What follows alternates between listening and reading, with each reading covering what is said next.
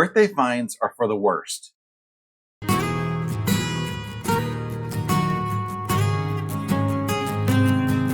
I'd say I'm officially poor, but I'm sure I'll always find funds for fabric. Hi, and welcome to Quilt Meets World, where we have adventures in piecing and joy. I'm Russ. Come on into my sewing room. So work was interesting this week, but not in the way that I had anticipated. Our finance and accounting group decided they wanted to see some company-wide budget numbers consolidated together. And the only way to do that is for all the separate divisions to put them into our current company-wide system. That is until next year, early next year, first quarter, when we have the new company-wide budget system put into place. We had to do the big process that gets everything that's from the source system, put it into this system to mapping, the next system to mapping, the final system, and then it goes into other systems beyond that. It's crazy, it's stupid, but that's what happens when, mergers and acquisitions, and sometimes they don't decide to let people go on to one system.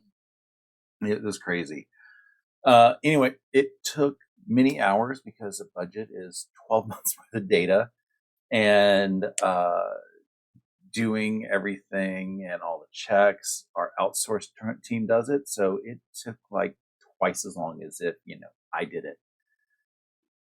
The outsourced team, they got the data about halfway through the system, and one of our checks said, "Hey, look, something doesn't look right." And thankfully, we had something in there that didn't look right because we found out that they forgot a step. They insist that they did the step, but they may have done the step wrong, or it was 10 months ago when they did the step. Either way, that counts as not doing it because it's not done right, or it was done and things have changed then and it needs to be current. But anyway, luckily we caught this the way that we did it, because if we had sent bad data and they had to, when they started reviewing it over the weekend or Monday, and found out we had something that didn't look right, we would have had to redo everything from scratch, and they probably would have called me, and I would not have been happy. They finally got that little bit resolved with the data, and we went to move it into the next system, and that didn't work. There's an automated process that's supposed to pick up the file we send. It hasn't worked for forecast since we went live with it back in February, March, one of those two. I didn't expect it to work for budget as well because the same people did it. At this point, it's like, why are we going to bother trying to get it fixed? Because, we're going over to the new system in like a month or two. That's why I've been validating those millions lines of data thing. So we're probably not going to get that fixed, but we will have another budget or two that's going to have to be processed through that, and another forecast or two. So there's that. Anyway, they finally got the file loaded there, and then they had to run a report out of that, which maps it into what I call the final system that we deal with. And I got a ping from our outsourced guy saying, October through December doesn't exist in the file. And I'm like, that doesn't make sense, because you guys said everything balanced, and obviously in order for things to balance, you have to have full 12 months. I ended up looking at the file, and it wasn't uploading because whoever built this file ended up calling October month 010 instead of just 10. I told them, hey, look, get rid of that first 0 and you should be able to get it to work. And yes, it did. That whole, it's broken and we don't know what to do to fix it. It was a simple thing. I saw it immediately. It was quick, easy. I don't know why they can't do it, but you get what you pay for. And apparently we're not paying a lot. Friday evening, while I was supervising those shenanigans and trying to fix dinner, I did an unboxing video. Fort Worth Fabric Studio has started a Sewsubscription Box, and I managed to get in on it. It was completely sight unseen. I had no idea what we were going to get. And I've seen their patterns for their mystery quilts. I've seen their selections for what they do. So I have very high hopes on it, and they didn't let me down. It was a lot of wonderful stuff in there. There is a kit in there for a table runner. It is a simple pattern, it looks like. I'm going to try to get that done soon because it is Christmas themed and Christmas is coming up. And then there was also some fat quarters that were Christmas colored for grunge. Those just were gorgeous. I'll find something to do with that.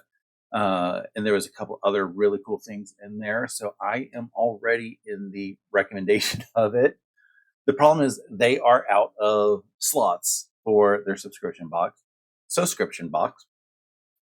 I did end up getting a fangirl on it because the folks over at Fort Worth Fabrics, who you did comment on my video, they said that they currently don't have any slots, but they are working on trying to get a few more slots in November. So if you are interested, the unboxing video will be here, right here, and I will also leave a link in the description so you can go view it. Again, I highly recommend it, and they're awesome.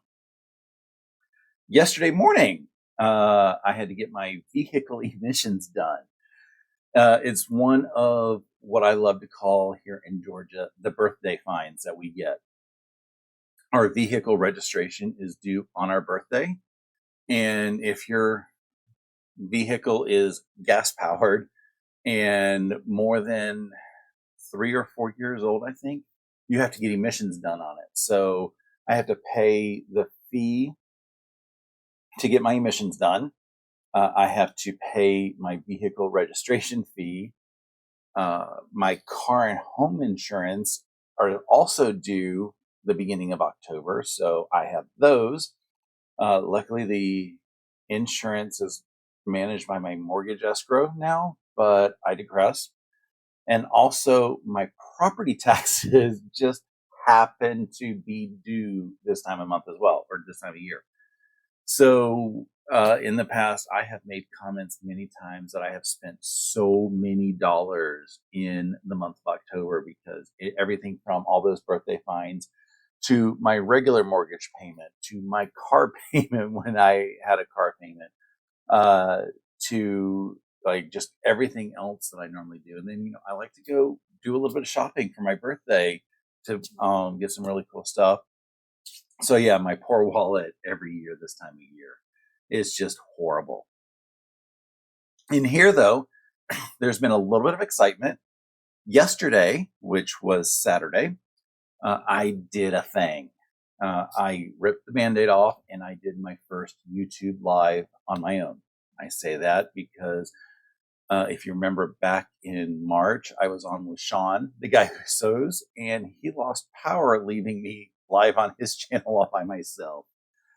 It was a little terrifying, just like back in March, but I had a lot of fun. I got a couple rows done on my Socialites quilt. I was showing some of the stuff on there, and I had a little bit of color correction stuff going on, but I think it might be a little better now.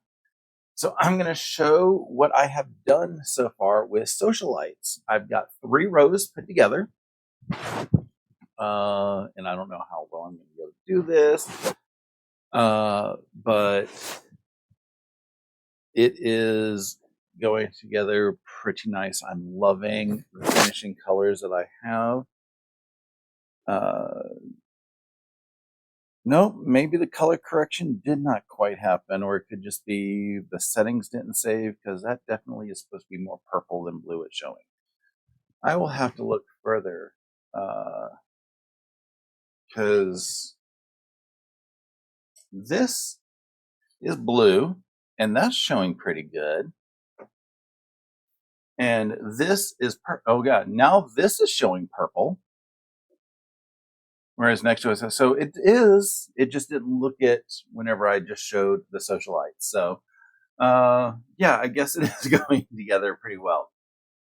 I am very excited that, I am getting time to work on socialites. I have had a few folks already ask if I am planning on going live more regularly. I'm going to call it irregularly regular to start with. I think Saturday late morning is going to be the time that I will be going live. I don't think there's really anybody going live around that time, so I'm thinking 11 a.m. on Saturdays. It does really feel like a good time, and it keeps in my schedule with my Saturday samplers that I go to once a month and other things that I end up doing some Saturday mornings. I think it's going to work. And then it also gives me time in some of the other days to go gallivant in the afternoon if I want to go do some other quilt shops if I need to. It doesn't mean that every Saturday is going to get alive, especially this coming Saturday, because I will be doing Stephen Bland's virtual retreat. So I can't go live and do his retreat at the same time. So I've already committed to his retreat, and I think that's going to be a lot more fun than me just sitting here on my own. And then there's going to be potentially a handful of other days that happen that, I've got other stuff going on. I'll try to let everybody know in advance so that if you're planning on sewing with folks, that you will be able to plan that in advance.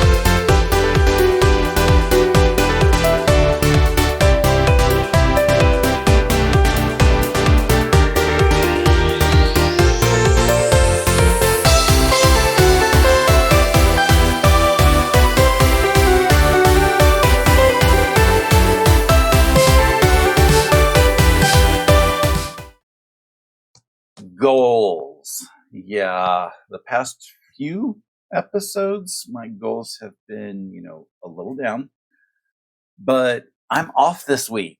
It's my birthday week, and I take it off every year.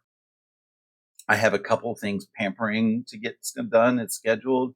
I also have car maintenance on Thursday because that's due, but I'm planning to spend a lot of time in here just to have a lot of fun. The first thing that is big on my list this week is my sister's table runners. On my live yesterday, actually, somebody asked, have I done any of her table runners? The answer was no. I was planning on doing them this week.